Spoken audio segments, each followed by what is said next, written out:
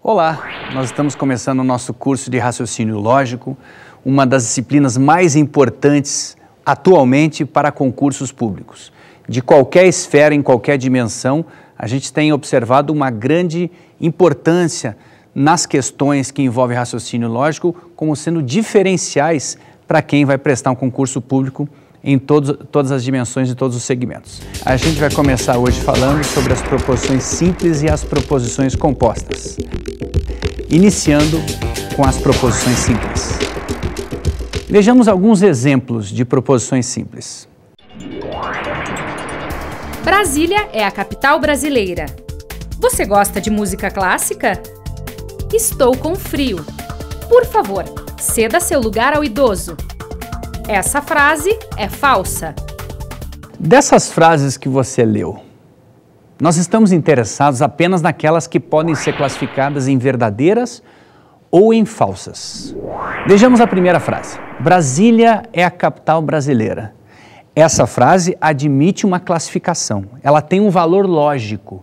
E no caso, ela é verdadeira. Você gosta de música clássica? Essa sentença é interrogativa, é uma pergunta. Você vai classificar uma pergunta em verdadeira ou falsa? Não vai. Então, uma pergunta não admite tal classificação. Estou com frio. Manifesta um sentimento ou uma sensação, ela também não pode ser classificada em verdadeira ou falsa. Por favor, ceda seu lugar ao idoso. Uma sentença imperativa, ela também não pode ser classificada em verdadeira ou em falsa. Uma frase bastante curiosa, paradoxal inclusive, é a frase "essa frase é falsa". Então vejamos o que é um paradoxo. Um paradoxo é uma declaração que parece ser verdadeira e que por isso mesmo conduz-nos a uma contradição lógica. Um bom exemplo é o paradoxo nihilista. Se a verdade não existe, a declaração "a verdade não existe" é uma verdade, provando-se, portanto, incorreta. Não confundir paradoxo com falácia, que é um raciocínio deliberadamente errado e parece ser verdadeiro. Como, por exemplo, o dilema suíço. O queijo tem buracos. Assim, quanto mais queijo, mais buracos. E quanto mais buracos, menos queijo. Logo, se quanto mais queijo, mais buracos, e quanto mais buracos, menos queijo, quanto mais queijo, menos queijo. Então a gente viu que um paradoxo, embora possa parecer em princípio, ela não pode, uma frase paradoxal não pode ser classificada ou em verdadeira ou em falsa. Então o que a gente pode definir como sendo uma proposição? Proposição é uma sentença declarativa que pode ser classificada ou em verdadeira ou em falsa. Não pode ser os dois e não existe uma terceira possibilidade. É apenas ou verdadeira ou falsa. Vejamos agora a negação. Então, quando a gente fala uma frase, menciona uma frase e quer negar, o que vai ser a negação dela? Em lógica, a negação serve para uma coisa bem específica: trocar o valor lógico da sentença. Então, se uma frase é verdadeira, sua negação tem que ser falsa. E ao contrário, se uma frase era falsa, sua negação tem que ser verdadeira. Vejamos alguns exemplos. Paulo é engenheiro. A negação: Paulo não é engenheiro. Em outro exemplo, passei no concurso. A negação: não passei no concurso. Amanhã é domingo. A negação: amanhã não é domingo. Se eu quisesse, por exemplo, negar a frase que já havia sido negada, a frase é "amanhã é domingo", a sua primeira negação é "amanhã não é domingo". E o que seria a negação da frase negada? Ou seja, a negação da negação. Seria dizer que amanhã é domingo.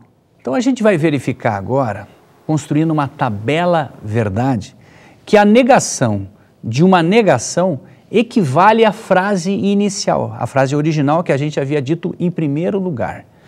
Uma tabela verdade, ela organiza os valores lógicos, podendo dar o valor lógico resultante de uma frase até maior, composta por frases menores.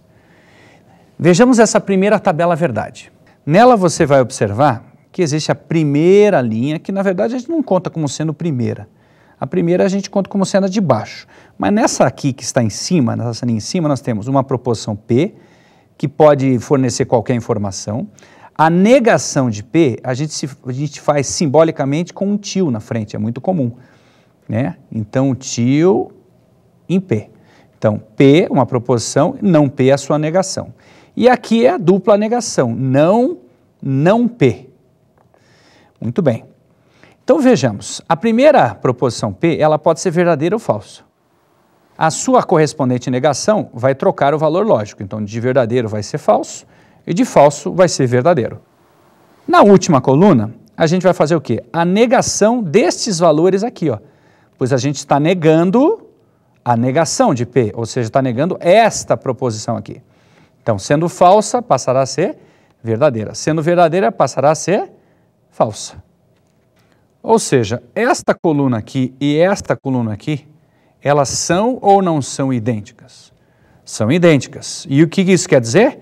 Que essas duas proposições P e a negação de não P são equivalentes. Elas têm sempre o mesmo valor lógico. Então a gente percebeu que a negação de uma negação é a afirmação da primeira frase. E como é que você vai identificar numa frase que tem uma negação?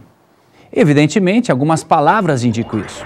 Então as palavras não, nunca, nem, jamais, sequer, nada, deixar, impedir, obstruir, são palavras que indicam negação. Então, por exemplo, uma frase, Ana deixou de estudar. O que significa isso? Ana deixou de estudar. A palavra deixou indica que ela não estuda mais.